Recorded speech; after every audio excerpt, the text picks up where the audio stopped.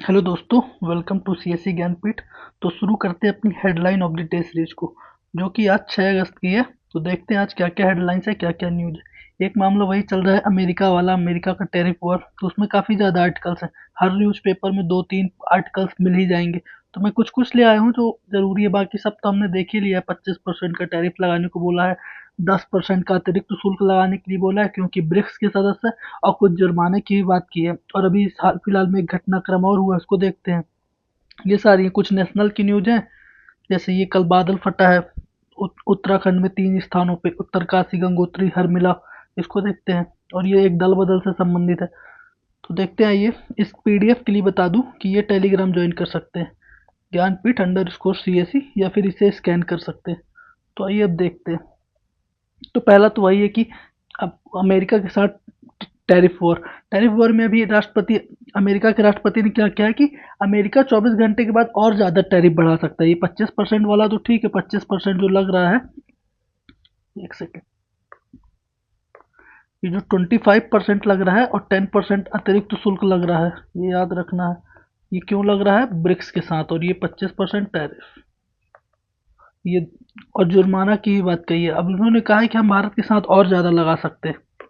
क्यों लगा सकते हैं? क्योंकि भारत रूस से कच्चा तेल खरीद रहा है। वे जंग और वो जो कच्चा तेल से पैसा जा रहा है वो जंगी ईंधन के रूप में काम कर रहा है। वही बात है जो हमने कल कहा था कि भारत मना नहीं कर रहा है। कुल मिला के बात ये है ना। बाकी इसमें वही कहा गया है कि जो भारत पैसा देता है रूस को तेल खरीदने के बदले, वो रूस वही ईंधन के रूप में उपयोग करता है। किसके ईंधन के रूप में? रसिया यूक्रेन वॉर के ऊपर। ये यहाँ पे इसकी बात कही है। और बाकी वही ये गतिरोध चल रहा है, दोनों के बीच तनाव है। बाकी सारी चीज़ें लगभग बात हो चुकी है इस मामले में। और अभी ये बात है कि अभी हमारे वो याद रखिएगा वो वाला मैटर, कि अभी अमेरिका का एक दल आने वाला है भारत में, किस विषय में चर्चा करने के लिए? अंतरिम समझौता, भारत और अमेरिका के बीच जो अंतरिम समझौता होने वाला है उसमें चर्चा करने के लिए। तो वो याद रखिएगा। और भारत का जो स्टेटमेंट है वो भी याद रखिएगा, क्योंकि कल परसों हमारे विदेश मंत्रालय से स्टेटमेंट आया था, जो हमने कल बताया था। क्या स्टेटमेंट आया था? कि वो जो तर्क है, अमेरिका का जो टैरिफ है वो बेबुनियाद है, अविवेकपूर्ण। क्यों अविवेकपूर्ण है? क्योंकि यूरोप और अमेरिका भी रूस से व्यापार करते हैं। आज उसका डेटा भी था, ये देखिए, कि 2015 में अमेरिका $16 अरब का व्यापार करता था, 2021 में दो गुना होकर $29 अरब का हो गया। अब जब और 2022 में यह घटकर 35% घटा है। लेकिन याद रखिएगा 2024 में भी अभी भी ट्रेड हो रहा है। ये देखिए 2024 में रूस के साथ अमेरिका का आयात सिर्फ कम होकर $3 अरब का हो गया। मतलब अभी भी $3 अरब का अमेरिका रूस के साथ व्यापार करता है, आयात करता है। बाकी किस किस चीज़ों में आयात करता है हमने देखा ही था। ये उर्वरक, यूरेनियम, रसायन चीज़ें, ये सारी चीज़ें, ये डेटा था, बस इसके लिए था। बाकी इसमें बात हो गई है। और एक ये आर्टिकल है, ये भी अच्छा है। ये किसके ऊपर है? ये जो भारत, चाइना और रूस का संबंध बन रहा है ना, उसके ऊपर। ये क्यों ज़रूरी है, कितना ज़रूरी है, ये इसके बारे में बताया गया है। तो पहले तो वही बात कही गई है कि 25% अमेरिका ने टैरिफ लगा दिया और 24 घंटे में धमकी दी है कि अभी और बढ़ा देंगे। ये सब बात इंट्रोडक्शन में। और दूसरा ये है कि भारत को रूस का साथ, अभी एक चीज़ और बता दूं जो इसमें ऐड नहीं है। कल एक रूस और कल भारत के प्रधानमंत्री के बीच एक बात हुई है। उसमें रूस के प्रधानमंत्री ने कहा कि अमेरिका आप पे दबाव बनाने की कोशिश कर रहा है, आपकी आर्थिक स्वतंत्रता छीनने की कोशिश कर रहा है। तो आपका जो भी निर्णय है वो सही है, बस उसमें एक चीज़ ये याद रखना। तब उसके बाद क्या है, इन्होंने कहा कि हाँ, रूस और भारत का संबंध पुराना है, और रूस रूस से भारत को अपना संबंध कम नहीं करना चाहिए। क्यों नहीं करना चाहिए, इसके बारे में पता है। क्योंकि भारत अपनी ऊर्जा का, तेल का 85% आयात करता है, जिसमें से 35% तो हम रूस पे निर्भर है। 35%। दूसरी चीज़, टेक्नोलॉजी के बारे में, जिसमें बहुत सारी टेक्नोलॉजी भारत रूस से लेता है, जैसे S-400 लिए थे। और इसमें रूस के साथ एक अच्छी चीज़ है ना कि रूस हम अपने को हथियार तो देता है, हथियार के साथ साथ तकनीक भी साझा करता है। तो ये अच्छी बात है, इसलिए भारत को रूस का साथ नहीं छोड़ना चाहिए। अमेरिका जब हथियार देता है ना, तो अमेरिका तकनीक साझा नहीं करता, इसलिए भारत अमेरिका से हथियार वगैरह कम लेता है। लेकिन जब रूस देता है तो रूस तकनीक भी साझा करता है। S-400 देख लीजिए, ब्रह्मोस देख लीजिए, ये सब रूस रूस ने ही तो बताया ना कि ब्रह्मोस कैसे बनाना है। आज ब्रह्मोस का भारत निर्यात कर पा रहा था, किसके कारण? रूस के कारण ही तो है। मेड इन इंडिया बन रहा है, ये बात है। अब ये सेक्स की, ये धमकी देने की बात कर रहा हूँ जो रूस है, और ये धमकी किस वजह में है, किस बेस में है? ये धमकी क्यों दे रहा है? तो ये कह रहे हैं कि जो अमेरिका के साथ हम 44 अरब डॉलर का जो सरप्लस ट्रेड करते हैं, उस वजह से ये धमकी दे रहे हो। तो ये 44 अरब डॉलर बहुत ज़्यादा है नहीं, इसलिए भारत को इतना ज़्यादा टेंशन की बात है नहीं। और ये अनुमान लगाया कि 2030 तक वही है कि फिर भारत को विकल्प इसका मिलेगा, कहाँ मिलेगा? यूरोप वगैरह में। पर्दे के पीछे क्या खेल है? वही रूस से तेल खरीदने वाला। नौकरियों का संकट की अच्छी बात कही कि जैसे कि हम कई दिनों से बात कर रहे हैं कि 25% अगर टैरिफ लगेगा तो किसको संकट में आएगा? हीरे जवाहरात वालों को, झींगा व्यापारियों को, इनको संकट में आ जाएगा, जिससे नौकरियों को संकट तो हो ही जाएगा। इसकी भरपाई कैसे होगी? भरपाई कहाँ पे होगी? वही है। ये सब लगभग बातें हो चुकी हैं। बस इसमें एक ये सजेशन अच्छा है कि जो भारत अमेरिका से ये मंगाता है क्या, बादाम, पिस्ता, दालें, कपास, तो उसमें 64% का टैरिफ लगाता है, 64% का। तो भारत ये टैरिफ अपना कम कर दे तो अमेरिका शायद ये टैरिफ कम कर सकता है। इसमें जब द्विपक्षीय वार्ता हो जाए तो न तुम जीते ना हम जीते वाली बात हो जाएगी, क्योंकि भारत भी कुछ चीज़ों में अमेरिका के बहुत ज़्यादा टैरिफ लगाता है। और एक चीज़ ये बात रखिएगा ना, अमेरिका इस समय खलबलाया हुआ, ये दोनों आर्टिकल पढ़ेंगे ये सब, और इस समय जितने भी अमेरिका के बारे में पढ़ेंगे, जितने भी न्यूज़ आ रहे हैं, जितने भी आर्टिकल आएंगे, तो समझ में कुल मिला के इतना ही आएगा कि अमेरिका खलबलाया हुआ है, कई चीज़ों से खलबलाए हुए। तो अमेरिका के साथ हमारा FTA नहीं हो पा रहा है, ब्रिटेन के साथ हो गया, अमेरिका के साथ नहीं हो पा रहा है। उसमें दो तीन मुद्दे अड़े हुए हैं, एक तो डेयरी उत्पाद, एक तो GM क्रॉप। और अमेरिका चाहता है कि भारत का बाजार मिल जाए डेयरी उत्पाद के लिए खासकर, क्योंकि अमेरिका में डेयरी उत्पाद सस्ते हैं। दूसरा क्या मामला है कि अमेरिका चाहता है कि भारत एक तरफा सपोर्ट करे अमेरिका का, रूस का साथ छोड़ दे, जो कि इम्पॉसिबल है अभी। ये दो तीन मुद्दे हैं। और तीसरा क्या है, इसराइल वाला मामला भी याद रखना है। तो ये कई मुद्दे हैं जिसकी वजह से अमेरिका खलबलाया हुआ है।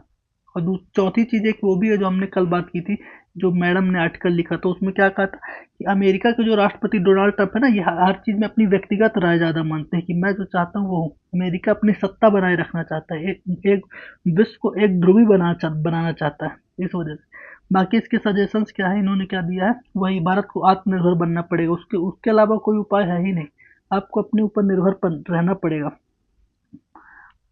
भारत जैसे विश्व में दवाओं के रूप में सबसे ज़्यादा वो है दवा बनाने में, तो भारत को अपनी अपनी जितना अपना है ना, जिस बेस में अपने को अपने आप को उभारना पड़ेगा, टेक्नोलॉजी अपनी उभारना पड़ेगा, जिससे विश्व के कई देश हमसे सामान खरीदे, जिससे हमारा निर्यात बढ़े, अमेरिका को खुद झुकना पड़े।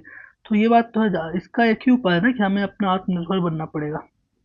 अब देखते हैं विकसित भारत और शून्य उत्सर्जन का लंबा रास्ता, ये आर्टिकल क्या है। ये आर्टिकल भी बढ़िया है। ये आर्टिकल में शुरू में तो वही बताया विकसित भारत का लक्ष्य, और ये है 2047 में है, 2070 तक वो जीरो जीरो जीरो उत्सर्जन वाली बात है। ग्रीन हाउस गैस को जीरो करना, जो ग्लासको 2000 ग्लासको में हमने टारगेट रखा था ना, COP26 ग्लासको में 2021, तो उसके बारे में ये पहले तो इंट्रोडक्शन दिया है। अब ये लिखा है कि जो विकसित भारत का लक्ष्य है, इसमें क्या क्या समस्याएं आ सकती हैं और क्या क्या होना चाहिए, इसके बारे में विकसित भारत के लक्ष्य, और फिर ये 2070 का शून्य उत्सर्जन के बारे में बताया, फिर दोनों को जोड़ के बताया कि दोनों को एक साथ लेके चलना होगा। तो पहले देखते हैं कि विकसित भारत के लक्ष्य में क्या क्या समस्याएं आ सकती है। तो इसमें इन्होंने बोला है कि विकसित भारत का लक्ष्य तो ठीक है, तो इन्होंने ये बोला कि हमें लक्ष्य डिसाइड करना पड़ेगा कि क्या है विकसित भारत का लक्ष्य, क्या क्या होने चाहिए, ये एक लिखित डॉक्यूमेंट में होने चाहिए। ये यहाँ पे लिखा है क्या करना होगा। इन्होंने बोला विकसित भारत में क्या लक्ष्य है, क्या केवल एक ही लक्ष्य विकसित भारत बनने का, कि विश्व बैंक के अनुसार से निम्न प्रति व्यक्ति आय से उच्च प्रति व्यक्ति आय तक पहुंचना, बस इतना नहीं है। विकसित भारत के कई लक्ष्य है, ये लक्ष्य तय करना होगा। इनकी बात ये, जैसे मानव विकास, ये सब सारे लक्ष्य में शामिल करना होगा कि मानव विकास सूचकांक में भारत की रैंकिंग बने, असमानता कम हो, शहरों शहरों सहित बुनियादी ढांचा में सुधार हो, पर्यावरण क्षति कम हो, ये हमें लक्ष्य रखना पड़ेगा। और इन्होंने एक बहुत बढ़िया सजेशन यहाँ पे दिया है कि जो विकसित भारत का लक्ष्य यहाँ पे दिया है, विकसित भारत का लक्ष्य और जो 2070 तक शून्य उत्सर्जन का लक्ष्य है ना, इसको सभी पार्टियों को सर्वदलीय बैठक में एक सहमति बनाना पड़ेगा कि ये लक्ष्य हम डिसाइड कर रहे हैं, और सबको मानना पड़ेगा। क्यों?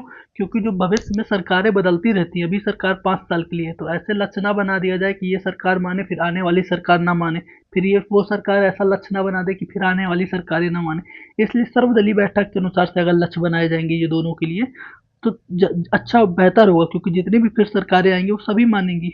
बात इसकी कही गई, ये अच्छा सजेशन था यहाँ पे लिखा हुआ है। और बाकी शून्य उत्सर्जन लक्ष्य में क्या क्या है प्रॉब्लम, एक तो वही है विकास, और हम अभी अपने एक्सट्रीम लेवल में भी नहीं पहुंचे हैं। ये याद रखिए, कार्बन उत्सर्जन में भारत तीसरे नंबर पे है,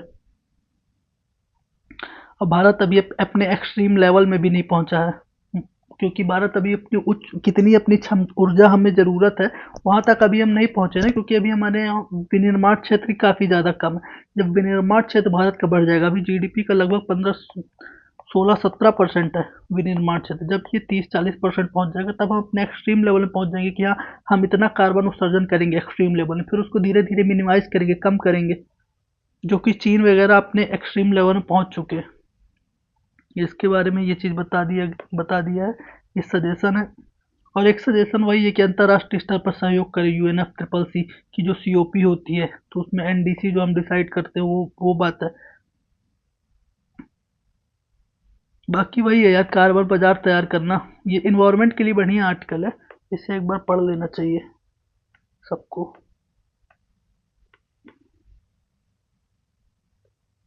जी, बाकी कार्बन क्रेडिट मार्केट तैयार करने के लिए कहा गया है कि कार्बन क्रेडिट मार्केट क्या होती है, भाई जिसके पास कार्बन निगेटिव है वो जो ज़्यादा कार्बन उत्सर्जन करता है उसको बेच सकेगा, है ना, जो पेरिस क्लाइमेट डील में सेक्शन 6 था, उसके बारे में ये। बाकी वही है, लक्ष्य को नहीं, कुल मिला के बात ये इन्होंने कही है ना कि हमारे जो लक्ष्य है 2070 तक बनाना, शून्य उत्सर्जन करना है, 2047 तक विकसित भारत है, तो उसके लक्ष्य पैमाने पे निर्धारित होने चाहिए। और पैमाने पे निर्धारित होने के साथ एक सजेशन इन्होंने दिया है कि सजेशन दिया है यहाँ पे कि लक्ष्य अल्पकालिक होने चाहिए। जैसे पहले हम 5 सालों का लक्ष्य रखें कि 2000 विकसित भारत में हम अगले 5 साल क्या करेंगे, फिर लक्ष्य रखें अगले 10 साल क्या करेंगे, फिर लक्ष्य रखें अगले 15 साल क्या करेंगे। ऐसे लक्ष्य होना चाहिए, ऐसा नहीं कि हम 2047 तक विकसित भारत हो जाएंगे। तो कैसे हो जाएंगे, बिना कोई लक्ष्य के हो जाएंगे, ऐसे बढ़ते रहेंगे तो विकसित भारत थोड़ी हो पाएंगे। एक लक्ष्य होना चाहिए, और वो भी परसेंटेज वाइज डेटा वाइज होगा, इन्होंने यहाँ पे सारी चीज़ें लिखी कि डेटा वाइज होना चाहिए कि कितने हम जैसे 2000 अभी 25 चल रहा है, तो इन्होंने डेटा वाइज रखना चाहिए कि 2030 में हम भारत की ग्रोथ रेट 8% में ले जाएंगे, भारत की बेरोजगारी दर 1% में ले आएंगे। ये सारी डेटा वाइज लक्ष्य रखना चाहिए विकसित भारत के लिए भी और शून्य उत्सर्जन के लिए भी, ये बात है इसमें। और एक ये बादल फटने की घटना सब कोई देखा ही है सोशल मीडिया न्यूज़ वगैरह में, 3 जगह पे बादल फटे हैं, याद रखना है, उत्तरकाशी, गंगोत्री, हर्षल, ये सारा उत्तराखंड की न्यूज़ है। बाकी इसमें ज़्यादा कुछ है नहीं, ये वही बात है, यहाँ पे इस चीज़ की बात कही गई है, किस चीज़ में, विकास बनाम पर्यावरण, ये डिबेट फिर से खड़ी हो गई है, विकास किया जाए कि पर्यावरण बनाया जाए, सुधार किया जाए, ये डिबेट है इसमें। इस डिबेट में ठीक विस्तृत चर्चा करने की बात है। वैसे भी दोनों में संतुलन जहाँ तक होगा वहीं तक पॉसिबल है। अगर हम विकास बहुत ज़्यादा कर लेते हैं, पर्यावरण क्षति हो रही है, तो फिर इस तरह की आपदाएं देखने को मिलेंगी जैसे अभी ये मिल रही हैं। और एक चीज़ इसमें एक याद रखिएगा, खीर गंगा किस नदी में हुआ है, ये याद रखिएगा, खीर गंगा नाम किसकी सहायक नदी है, भागीरथी की। भागीरथी कहाँ से निकलती है, गंगोत्री से। ये कुछ फैक्ट याद रखिएगा, ये कभी पूछ सकता है प्रीलिम्स में, है ना। इसी इसकी वजह से बाढ़ आई, खीर गंगा, है ना, ये लिखा है। बाकी विकास बनाम पर्यावरण में जो चर्चा हो रही थी वो ये है कि विकास बनाम पर्यावरण, तो अगर हम बहुत ज़्यादा विकास कर लेंगे तो पर्यावरण क्षति होगी, आपदाएं आएंगी, देख ही रहे हैं किस तरह भी यहाँ पे आए, कुछ पिछले कुछ समय पहले हिमाचल प्रदेश में कई जगह पे बाढ़ चल रही थी, और अभी अभी देख रहे हैं हाल फिलहाल में बिहार में कई जगह पे बाढ़ चल रही है। तो विकास एकदम संतुलित होना चाहिए। ये अगर ये देखा जाए तो ये वही वाला मामला है, सेन बनाम भगवती। अब ये देखिए, संविधान में दायित्व का क्या आर्टिकल है। अभी सुप्रीम कोर्ट ने हाल फिलहाल में एक बात कही है कि जो दल बदल होता है, वो दल बदल का निर्णय कौन करता है, अध्यक्ष या सभापति। तो जो निर्णय करता है ना, एक विद इन टाइम पीरियड में होना चाहिए। कितने टाइम पीरियड में होना चाहिए, इन्होंने सुप्रीम कोर्ट ने कहा कि 3 महीने के अंदर होना चाहिए। अभी तेलंगाना में 10 विधायकों ने अब दूसरे दल में चेंज किया है, तो काफ़ी समय से मामला पेंडिंग में है। तो सुप्रीम कोर्ट ने कहा ये ऐसी चीज़ें 3 महीने के भीतर हो जानी चाहिए, ज़्यादा विलंब नहीं करना चाहिए ये सारी चीज़ों में। अगर ज़्यादा विलंब होता है दल बदल में, अगर अध्यक्ष या सभापति काफ़ी लंबा समय लेते हैं, तो फिर दल बदल विधेयक का कोई मतलब ही नहीं है। ये सुप्रीम कोर्ट का भी स्टेटमेंट है। ये मणिपुर का मामला, मणिपुर में भी ऐसा हो चुका है कि काफ़ी लंबा समय ले लेते हैं। और ये तो जग जाहिर बात है ना, सबको पता है कि दल बदल का मामला जैसे भी अध्यक्ष सभापति के पास आता है तो रिजेक्शन एक्सेप्ट ही नहीं करते हैं। इन्होंने कहा कि सुप्रीम कोर्ट ने कहा कि जो भी है निर्णय फटाक से लो ना, 2-3 महीने के अंदर ले लो कि आपका दल बदल कर रहे हो या नहीं कर रहे हो, जो भी है निर्णय लो। और इस विषय में सुप्रीम कोर्ट के केस की चर्चा की है। 1992 में जो कियोतो हालोन केस था, उसमें भी सुप्रीम कोर्ट ने ऐसा कहा था और अभी फिर ऐसा कह दिया है। यहाँ पे दल बदल का इतिहास बताया है। और दल बदल क्यों लाया गया, क्योंकि उस समय काफ़ी ज़्यादा, और आज यहाँ पे बताया कि आज़ादी के बाद से ही दल बदल चल रहे हैं। 1967 में हरियाणा के एक नेता ने दिन में 3 बार दल बदल किया था। दिन में 3 बार दल बदल किया था, तो ये दल बदल का इतिहास बताया गया है। तो दल बदल विधिक रूप से, नैतिक रूप से अपराध होना चाहिए, ये कहा है। बाकी यहाँ पे दल बदल का है कि दल बदल कानून 52वें संविधान संशोधन 1985 में आया, फिर उसे 91वें संविधान संशोधन 2004 में संशोधन किया गया। दल बदल के आधार देख लेते हैं, इसमें नहीं लिखे क्या क्या आधार होते हैं दल बदल के। पहला देखते हैं स्वैच्छिक आधार, मतलब कोई व्यक्ति स्वैच्छिक रूप से त्याग पत्र दे देता है, दल बदल किया लगाया जा सकता है। दूसरा आधार है निर्देशों का उल्लंघन, जैसे विप होता है ना, अगर विप का कोई सांसद उल्लंघन कर रहा है तो दल बदल लगाया जा सकता है। तीसरा है निर्वाचित सदस्य, मतलब जो स्वतंत्र रूप से निर्वाचित होते हैं, मतलब किसी दल से नहीं होते, वो अगर किसी भी पार्टी में शामिल हो जाते हैं तो दल बदल लगाया जा सकता है। तीसरा है मनोनीत सदस्य, यदि मनोनीत सदस्य 6 महीने के बाद किसी दल में शामिल होते हैं तो दल बदल लगाया जा सकता है। ये 4 आधार याद रखिएगा। ये 2020 या 19 में प्रीलिम्स में पूछ चुका है, पीवाईक्यू है ये याद रखना। बाकी ये पूरा इतिहास बताया जो हमने बता दिया है। 91 में संशोधन हुआ। 91 में क्या संशोधन हुआ, पहले था दल बदल के अपवाद थे, 52 वाले में 2 अपवाद थे, एक तिहाई और एक 2 तिहाई, ये सब पढ़ा है बेसिक में। एक तिहाई सदस्य अगर किसी सदस्य में शामिल हो जाते हैं तो इसको संगठ टूटना कहते थे, और इसको विखंडन के दल का मर्ज हो जाना इसको कहते थे, मर्ज हो जाना, है ना। तो ये 2 चीज होती थी, लेकिन 91 संविधान संशोधन में इसे हटा दिया, टूटने वाले को। मर्ज होना बस अपवाद है एक, ये दोनों अपवाद है। ये सब बात है। और इसमें एक चीज बढ़िया कही है कि दल बदल तो होना चाहिए, लेकिन ये याद रखना चाहिए कि दल बदल किसी किसी सांसद की अभिव्यक्ति की स्वतंत्रता पर रोक न लगाए, ये बात है। अभिव्यक्ति की स्वतंत्रता पर रोक नहीं लगाना चाहिए, दल बदल ऐसा होना चाहिए। और इन्होंने एक चीज यहाँ पे एक सजेशन दिया है, क्या सजेशन दिया कि दल बदल होना चाहिए अविश्वास के मामले में, बजट के मामले में, ऐसे मामले में। ऐसा नहीं कि बोलने के मामले में दल बदल है, या फिर कोई विधेयक प्रस्तुत किया गया और उसमें जब चर्चा चल रही तो उसमें अपने पार्टी के विरोध में कुछ बोल ना सके, ऐसे मामले में दल बदल नहीं लगाया जाना चाहिए, ये इन्होंने सजेशन दिया है। और इन्होंने क्वेश्चन भी किया, क्या क्वेश्चन किया है कि ब्रिटेन अमेरिका में तो दल बदल जैसे कानून नहीं है, तो भारत में दल बदल जैसे कानून क्यों होना चाहिए। इन्होंने ये बोला, जैसे कि हमें पता है कि हम सारी चीज़ें ब्रिटेन से उठाते हैं, चाहे विशेषाधिकार हो, संसद के विशेषाधिकार भी हमने ब्रिटेन से लिए, संसद के बहुत सारे कानून और लगभग संसद का पूरा प्रारूप ब्रिटेन की संसद से लिया गया भारत में। तो दल बदल कानून ब्रिटेन में नहीं, भारत में क्यों जरूरी दल। और इन्होंने बताया भारत और अमेरिका में क्यों दल बदल कानून नहीं है, क्योंकि ये सारा काम पार्टी के भीतर होता है, ये पार्टी खुद ही मैनेज करती है कि किसको कब देखना चाहिए। इसके लिए कोई कानून अलग से ज़रूरत नहीं पड़ती है, पार्टी की नैतिकता पे निर्भर करता है कि पार्टी का सदस्य कौन है, कि कहाँ जा रहा है, इसको क्या क्या बोलने की आज़ादी, बोलने की आज़ादी तो होना चाहिए लेकिन कहीं जा नहीं रहा, ये पार्टी की नैतिकता पे निर्भर करता है।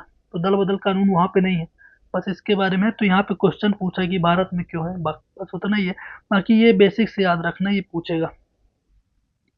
और ये है कुछ, ये डेटा है, ये डेटा याद रखना है क्योंकि ये डेटा पूछता रहता है। क्या डेटा है कि भारत सबसे ज़्यादा, ये पूछेगा सबसे ज़्यादा तेल उत्पादन कहाँ होता है, तेल भंडारण कहाँ पास है, तो वेनेजुएला में, फिर सऊदी अरब में, ईरान में, कनाडा में, इराक में, ये 5 देश ऊपर के याद रखना। सबसे ज़्यादा वेनेजुएला। और सबसे ज़्यादा रिफाइनरी कौन करता है, तो ये याद रखना है, रिफाइनरी कौन करता है, चाइना। दूसरे नंबर पे अमेरिका, तीसरे में रूस, चौथे में भारत। तेल भारत में सबसे कम है लेकिन रिफाइन सबसे ज़्यादा करता है, रिफाइनरिंग में चौथे नंबर पे है और भंडारण में चौथे नंबर पे नहीं है, ये याद रखना। जैसे अभी अमेरिका के राष्ट्रपति ने कहा है ना कुछ दिन पहले जब हम बात कर रहे थे कि पाकिस्तान में हम तेल भंडारण खोजेंगे, तो यहाँ पे डेटा भी पड़ी है कि पाकिस्तान के पास तो कुल 35.3 करोड़ बैरल तेल का भंडारण अभी तक में है ही, तो कहाँ से तेल खोज लोगे। पाकिस्तान दुनिया में 0.2021% का तो तेल में भंडारण में योगदान रखता है। तो ये पाकिस्तान वाली बात निरर्थक बताने के लिए ये डेटा दिए गए हैं, बाकी ये इम्पोर्टेंट है अपने लिए। इसको याद रखना है और इनको याद रखना है, भंडारण वाला तो हो जाएगा। बाकी भारत में कितना है ये लिखा है 651.8 billion million metric tonne crude oil का भंडारण है। और ये प्राकृतिक गैस का भंडारण है 1138.6 बिलियन घन मीटर। ये डेटा है, ये डेटा इतने काम के नहीं है, ये ज़्यादा काम का है, ये प्रीलिम्स में पूछता है। और ये ऐसे डेटा डायरेक्ट पूछता है, जैसे एक बार पूछा था कोयला सबसे ज़्यादा कहाँ है, ऐसा डेटा पूछ भी चुका है, शायद 2014 में पूछ चुका है कोयला वाला प्रीलिम्स में। तो मिलते हैं फिर, इतना ही था, मिलते हैं किसी और वीडियो में। अभी के लिए थैंक यू। अगर चीज़ें पसंद आए तो लाइक शेयर सब्सक्राइब करिएगा और टेलीग्राम के लिए यहाँ